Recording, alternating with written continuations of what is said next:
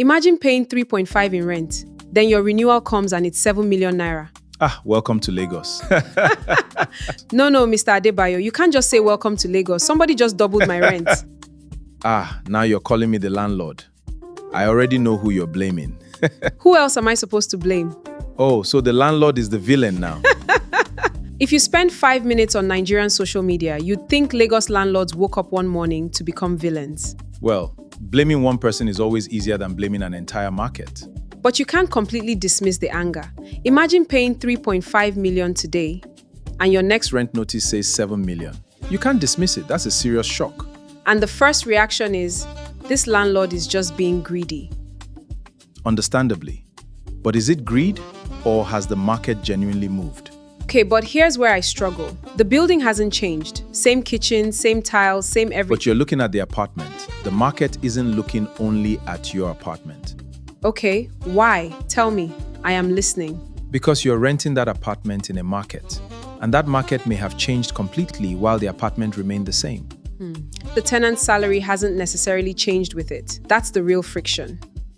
The landlord's protecting his income while the tenant's dealing with affordability. And those two realities are colliding. Every day. But we're not always talking about double. Some increases are 4 or 5 times the old rent. That's where evidence matters. The market still has to support the increase. So at what point does it become unreasonable? When what the landlord wants become two different things. Because putting 20 million on a listing doesn't make it worth 20 million. Precisely. The market still has to agree with you. But if it isn't always greed, what's actually pushing rents this hard? Start with supply. In the locations people really want, good housing simply isn't keeping pace with demand. And building more isn't exactly cheap right now. Far from it. Financing, labor, logistics, practically everything has gone up. And the ripple effect? Higher rents. Exactly. But then something interesting happens. A new development enters the neighborhood at a much higher rent. And every landlord down the street starts looking at that figure. Even when their own property hasn't been renovated. And that's where some asking rents lose me.